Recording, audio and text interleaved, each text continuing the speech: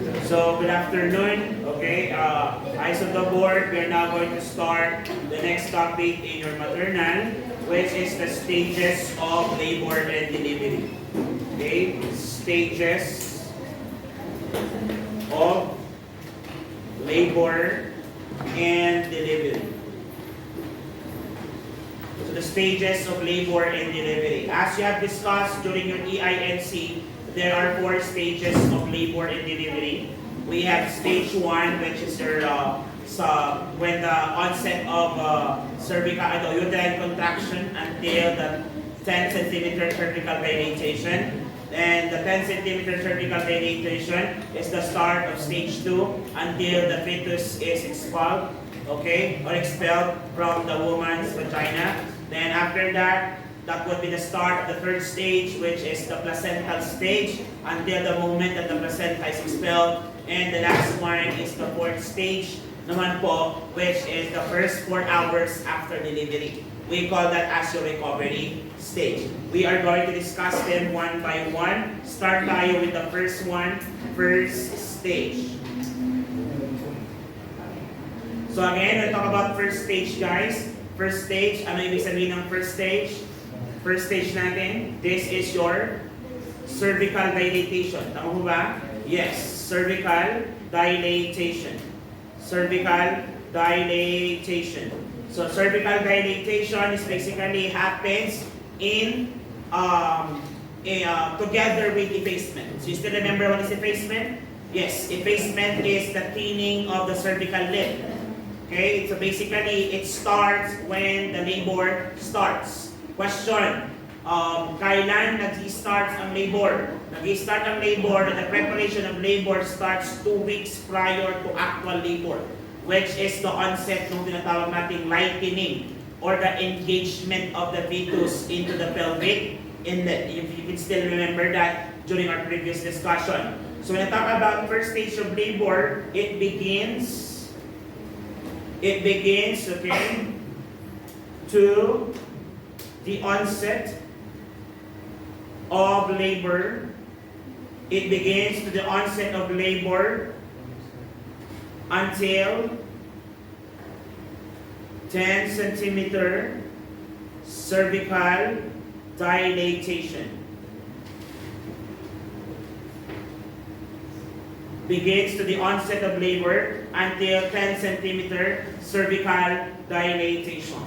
Now, the first stage of labor has 4 phases. The first stage of labor has 4 phases. Phase number 1 is what we call as your latent phase or your latent phase. So what are the things that happens during your latent phase? So latent phase is the onset. So this is the onset of labor. So this is the onset of labor wherein the contraction, the onset of labor wherein the contraction is mild and short. Mild and short, around 20 to 40 seconds. Around 20 to 40 seconds. Under this phase, nagkakaroon na rin ng tinatawag na cervical effacement. As I have mentioned, cervical effacement is the thinning of the cervical lip. Okay, and the cervical effacement occurs, okay, for nulliparous. Ibig sabihin, first time pregnancy, okay, or primiparous, I should say. So sa mga first time pregnancy natin, ang cervical effacement happens for 6 hours. Or this phase lasted for 6 hours, while for multi-para, this is just around 4.5 hours. This is just around 4.5 hours. 4.5 hours. And nagkakaroon tayo na cervical dilatation. Cervical dilation of 0 to 3 centimeter. 0 to 3 centimeter. That's around 2 fingers. Tama?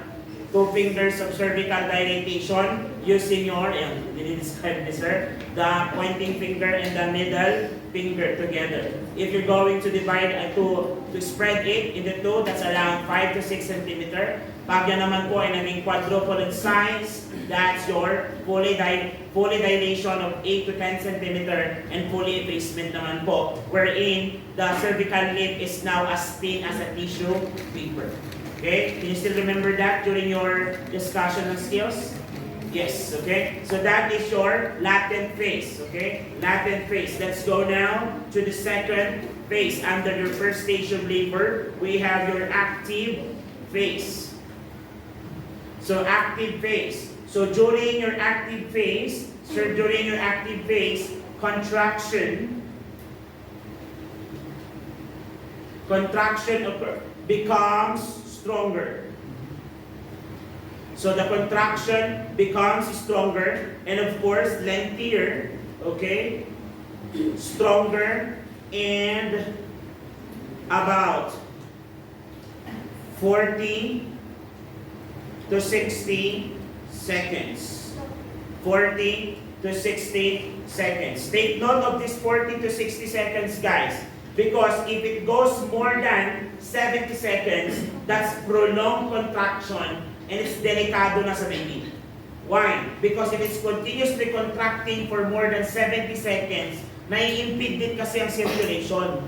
Pag nai-impede ang circulation, basically, the baby is not receiving oxygen for how many seconds? More than 70 seconds. That's more than 1 minute.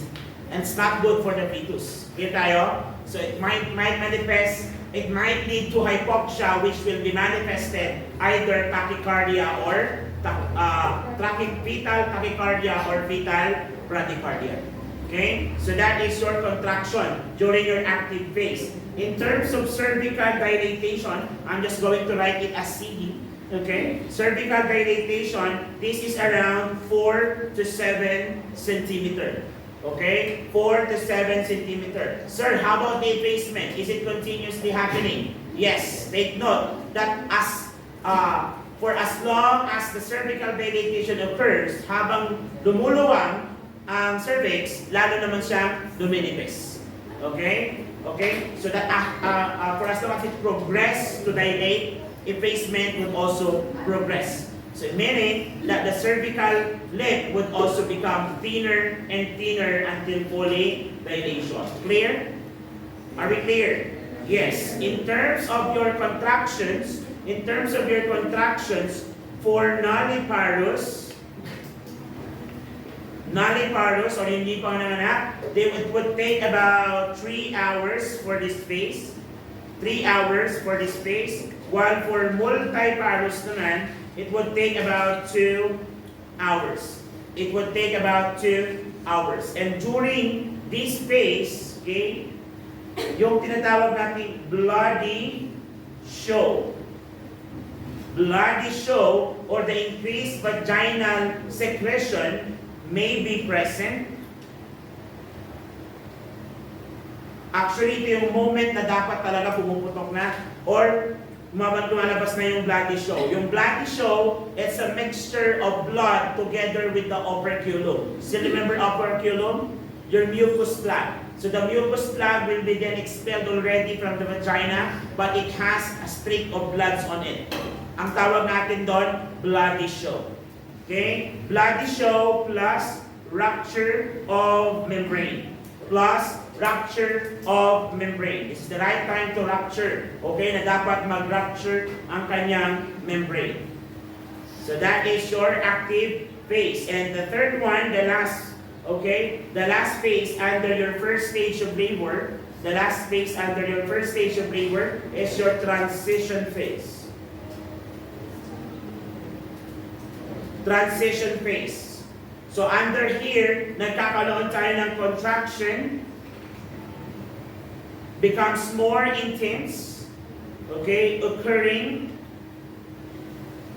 every 2 to 3 minutes. The contraction becomes intense, occurring every 2 to 3 minutes, okay? 2 to 3 minutes. So during the active phase, it's 40 to 60. But during the transition phase, since this is already the time na ma-deliver si baby, contraction will reach 60 to 90 seconds. So is it normal during the transition phase? Yes. But in the active phase, if it's more than 70, it is not good. Are we clear? Yes. Sir, paano mo nalaman kung active phase pa lang siya? Okay, active phase, nasa 4 to 7 cm siya. Tapos yung interval niya is more than 5 minutes pa. Tapos, pero ang seconds niya is mahaba. Okay, that's not good. Okay, dapat, umaba din dapat yung interval. Which is, in this case, transition phase, it's 2 to 3 minutes. Every 2 to 3 minutes, meron tayong 60 to 90 seconds. Under this, cervical dilatation is around 8 to 10 centimeter. Fully effaced? Yes. Okay? Fully effaced. So the woman will now become fully effaced. Okay? Sir, during transition phase, what if the amniotic membrane o yung tinatawag nating bag of water, okay? Bag of water, okay? If the bag of water is intact, if bag of water is intact, perform amniotomy. Question: when should be the bag of water be ruptured? Active phase. But during the transition phase, if the bag of water wherein there is already an 8 to 10 cervical dilatation, the nurse, the physician, or the midwife may opt to perform amniotomy. Amniotomy is artificial rupture of membrane. Amniotomy is the artificial rupture of membrane. The artificial rupture of membrane. Are we clear? Yes. So again, pag sinabi natin stages of labor, ilang stages of labor meron tayo? 4. Okay, pag sinabi natin first stage, do we have 4 phases? Your first stage starts from the onset of labor up to 10 cm cervical dilatation. Meron ba tayong fully effacement? Yes. Is the bag of fracture should already be ruptured? Pag hindi pa, anong gagawin? Amniotomy. Is this the artificial rupture of membrane? Yes. Pag 3 phases ng inyong first stage of labor, meron ba tayong tinatawag na latent phase? Yes. Latent phase, meron tayong mild to short, okay? Mild to short intervals of your contractions. Bibilis ba yon? Yes, okay? And tatagal on the active phase. Tama po ba? Ilang centimeter ang active phase ulit? 47 centimeter. And pagdating natin ng transition phase, ilang centimeter? 8 to 10 phase. Kailangan bang fully phase? Yes. Are we clear? Yes. In what phase should be the amniotic fluid rupture? Active phase. Pero pag hindi nag-rupture sa transition, ano yung gagawin? Are we clear? So that's the first stage of labor. Can I continue? Yes. Wala ka naman choice. Number 2 or letter B? 2. Number 2. Number 2 is your second stage. Second stage of labor. So kailan ito nagsisimula? From 10 centimeter to, okay, fetal expulsion. Fetal expulsion. From the second stage is from 10 centimeter to fetal expulsion. 10 centimeter to fetal expulsion. And basically, this period from the cervical dilatation and fully effacement down to the infant delivery, it would take around 1 hour. Okay, period. So for this entire period to occur, it would only take 1 hour at max for uncomplicated pregnancy. For uncomplicated pregnancy. But for complicated pregnancy, it's gonna be different. Okay? It might be one of the reasons kung bakit kailangan ma-CS ni mother. Tama po ba? Yes, okay? So the end of second stage of labor will be then the official start of the third stage of labor, isn't it?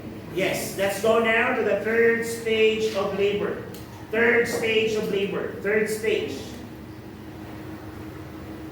Again, pag sinabi natin first stage, cervical dilatation. Second stage is baby out. Third stage is? So this is also known as placental stage. This is also known as placental stage. So when it starts from delivery of fetus to delivery of placenta. From the delivery of the fetus down to the delivery of the placenta. Down to the delivery of the placenta. Now, your third stage of labor or placental stage has two phases. What are the two phases of your placental stage? Letter A, we have your placental separation. Separation from what? So preparation from the mother's uterus.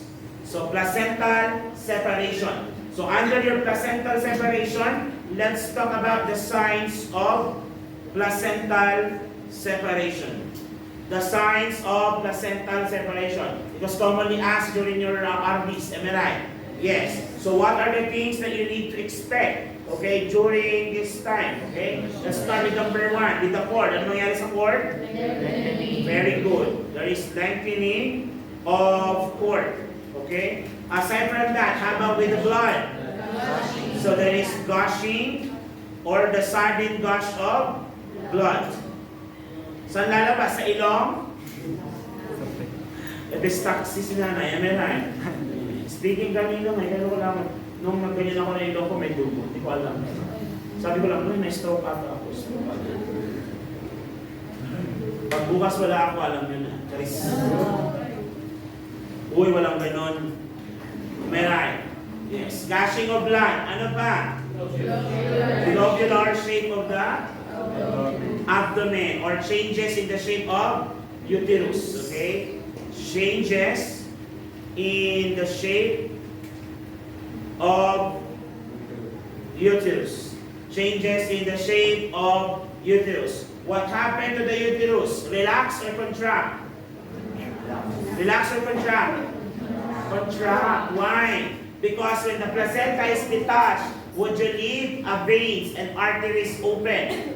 Yes, and to prevent that to bleed, uterus should contract. That is why during the start of the third stage of labor, what important intervention should you perform? Administration of 10 units of oxytocin intramuscular. Did you get that? Yes. So nagkakaroon tayo ng firm contraction. Firm contraction.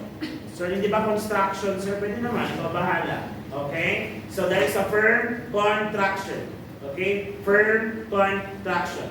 So that those are the silent changes that you may observe during your placental separation. Now, the next one is your what is the normal? Okay? During your placental separation, what is the normal blood loss?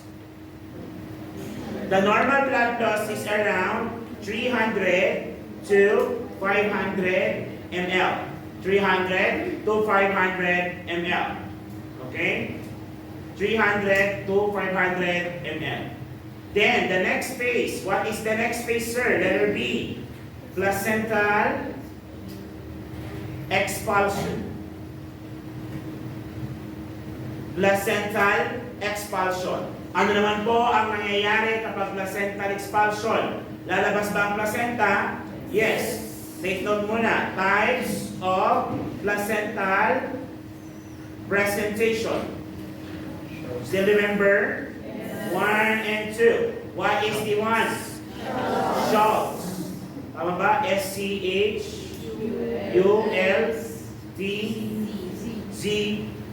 May iba yun? Meron ata. Schultz. Schultze. Wala. Yes, ano mo meron?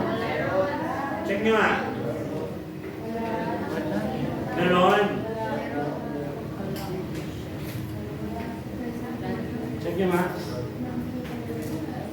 Schultz presentation. Ano mo may A? Kindly please confirm.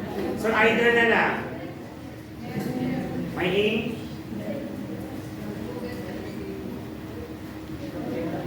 Yes, Schultz. So sige, while you're confirming on that, pag sinabi natin Schultz, this is your shiny. Shiny, while your Duncan is dirty. Am I right? Yes. Question, asan dyan si maternal side? Duncan, maternal side. Then this is your fetal side. Fetal side. Okay, maternal side is Duncan, Schultz is your fetal side. Are we clear? Yes. Still under your placental expulsion. Okay? Placental expulsion. How are you going to what? Expel the placenta. So, pwede siyang normal bearing. Tama po ba? Yes. Okay? By continuous contraction din ng kanyang uterus. And you can also do your Reed's. Ano to? Reed's maneuver. Prophylaxis. Reed's maneuver is basically what? Stimulating the uterus in the abdomen. Tama ho ba? Yes. O yung tinatawag natin uterine massage. Uterine massage. So this is your uterine massage. That is your uterine massage. So once the placenta is delivered, it means to say that the third stage of labor is completed. Clear tayo? Again, in one stage of labor, when you administer na your oxytocin, third stage of labor, or immediately, okay, after second stage of labor. Are we clear? Or immediately after the baby is out. Okay, so you're going to administer 10 units of oxytocin intramuscular in the deltoid area of the mother, so that the uterus will continuously contract. What is the rationale? To apply direct pressure to the blood vessels to prevent postpartum hemorrhage or your PPH. Did you get that? Yes. Number 4 na tayo. Last stage. Last stage is of course fourth stage. So ano naman po ang fourth stage? This is your recovery. Recovery stage, which is 1 to 4 hours after birth of placenta. 1 to 4 hours after birth of placenta. Do you have any question? Clarification? Violent reaction? Wala. Okay?